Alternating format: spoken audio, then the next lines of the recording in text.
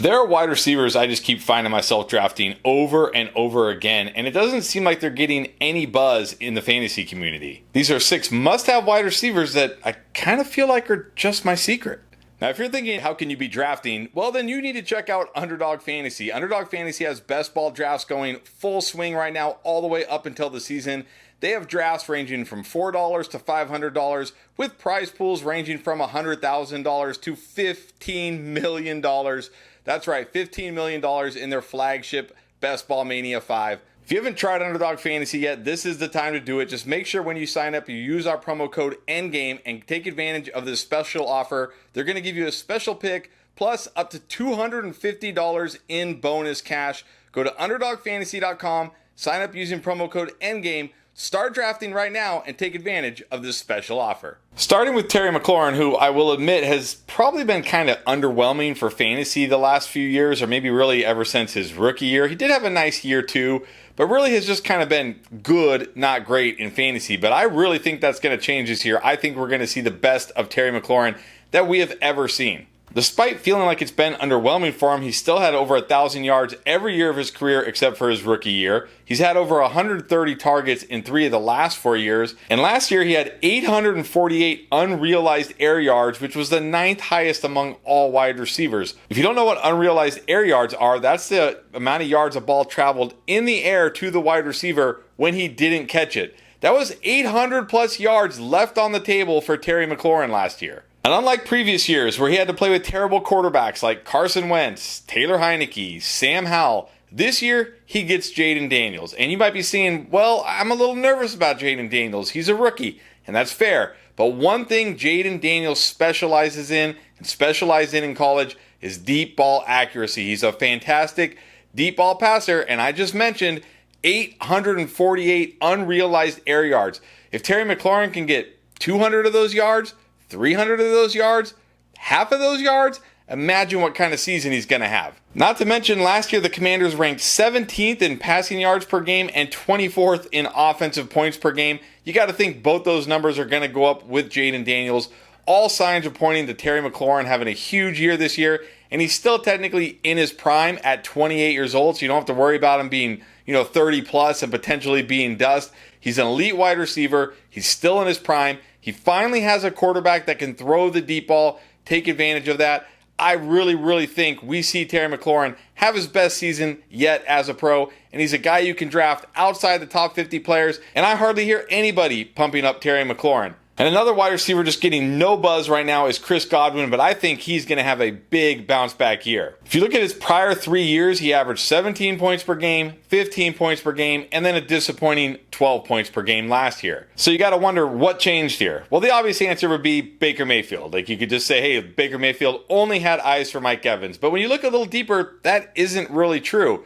Last year, Chris Godwin had a 23.8% target share. The year before with Tom Brady, only a 21% target share. He actually had a higher target share with Baker Mayfield than he did with Mike Evans. What changed was the role Chris Godwin was asked to play. Over the last 3 years, when you look at the number of snaps Chris Godwin has taken from the slot, he's ranked 8th, 4th, and then last year he dropped all the way down to 24th. They asked him to be a different player. They asked him to play on the outside more, run more deep routes, and that's really not the strong part of his game. Thankfully, Dave Canales, last year's offensive coordinator, is off to Carolina, but new offensive coordinator Liam Cohen is already talking up playing Chris Godwin in the slot more, putting him back in that role, and that is going to be great for his fantasy value. When you look at his catchable target rate last year, it was 28th among all wide receivers. The year before that, it was 10th. In fact, it's been top 10 the prior 2 years because when you're in the slot, you're getting more of those easier throws, more catchable balls come your way, which means we can see Chris Godwin bounce back in a big time this year, especially in receptions. I think we see the Chris Godwin we've seen the previous 2 years, really the previous 3 years. I think he's a huge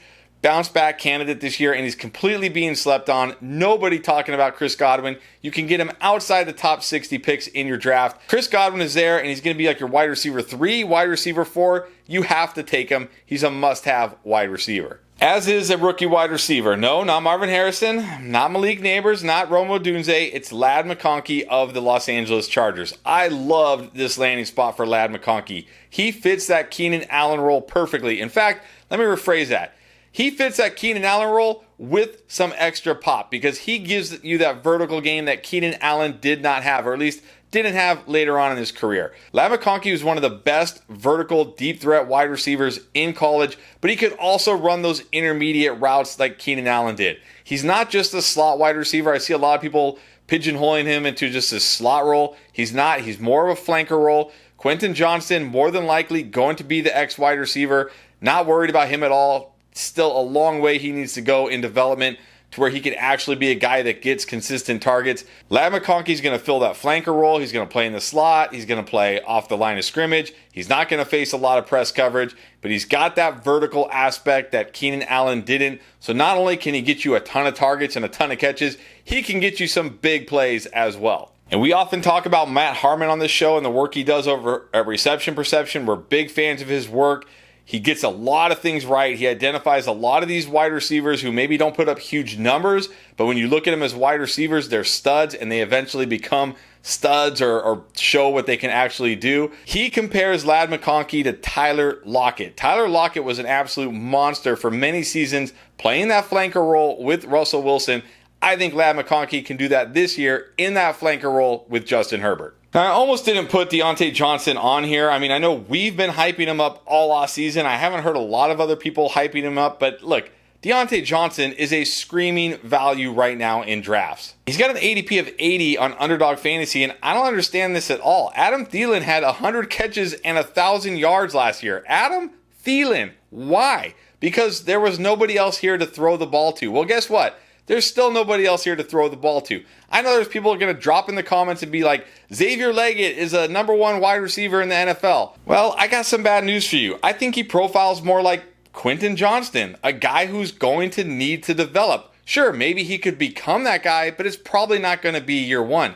Diontae Johnson is that guy. He's a very talented wide receiver. He's just been stuck in terrible situations in Pittsburgh. Remember what he did with Ben Roethlisberger? Remember what he did with Ben Roethlisberger when Roethlisberger had like a noodle arm, couldn't throw the ball more than like 5 yards? He still was great in fantasy. And I talked about Dave Canales a bit when I'm talking about the Bucs, who's now the head coach of the Carolina Panthers. Well, what did he do last year as the offensive coordinator for the Buccaneers? He saved Baker Mayfield's career. He got this guy paid. Baker Mayfield should be splitting some of his contract with Dave Canales. Oh, by the way, 2 years ago, he was the quarterback's coach for Geno Smith. Remember when Geno Smith had the greatest season of his life out of nowhere and then got a contract extension? These guys should be paying Dave Canales because, look, Geno Smith turned back into a pumpkin last year. We'll see what happens with Baker Mayfield, but I don't care. The point is, he can get the most out of Bryce Young. This is a quarterback that was the consensus number one or number two pick last year. This wasn't a guy that they just took a shot on in the second or third round and maybe he doesn't have any talent. Bryce Young has talent. Dave Canales will get the most out of him, will get the most out of his talent, and Diontae Johnson is going to be the clear number one wide receiver in this offense. It would not surprise me if Diontae Johnson was top 5, top 10 in targets this year, and on that kind of volume alone, he's going to be a must-have wide receiver, especially where he's being drafted. All right, it's part of the video where you get to roll your eyes, hit the thumb down, and click away, because I'm going to say Christian Watson is a must-have wide receiver this year. Look, there's really not an argument that needs to be made for Christian Watson. We know who this guy is. When he's on the field and fully healthy, he's been mostly great. Huge upside every single week. Of course, the issue is, how many times is he going to be on the field fully healthy? That's always the risk you take here. But now that it seems like that risk has been baked into his ADP, he's going outside the top 80 players on Underdog Fantasy. That kind of upside is well worth it. And I know there's going to be people that are going to say, hey, this is Jayden Reed's team now, not Christian Watson's team anymore. Well, are you sure about that? Because last year, Christian Watson and Jayden Reed ran 159 routes together where they were on the field together. Christian Watson had 33 targets to Jayden Reed's 29, and he had 335 receiving yards to Jayden Reed's 200. I don't think Jayden Reed is the number one wide receiver on this team if Christian Watson is healthy. I like Jayden Reed. Matt Harmon talked up Jayden Reed last year as a prospect when nobody else was on him. Props to Matt Harmon, by the way. But Jayden Reed is a guy who really just needs to play out of the slot. He's not a guy that could be on the outside.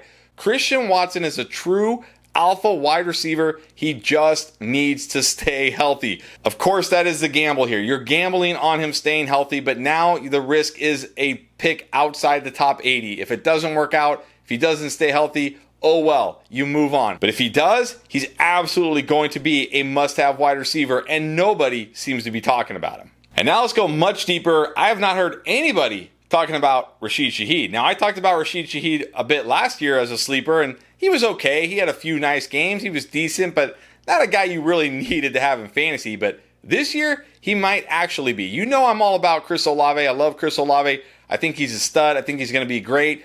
But who's behind Chris Olave and Rashid Shaheed here? You got Cedric Wilson, A.T. Perry, Bub Means. Who is Bub Means? I don't even know who Bub Means are. Basically, you got nobody behind Chris Olave and Rashid Shaheed. And last year, playing only 46% of the snaps, Rashid Shaheed still went over 700 yards and had 5 touchdowns. It seems very logical to me that Rashid Shaheed is going to be the number 2 wide receiver when they run 2 wide receiver sets, which means we're going to see his snap share get closer to 70%, maybe 80%. And if that happens, why couldn't he have 900 yards this year? Why couldn't he bump his touchdown total up to 8?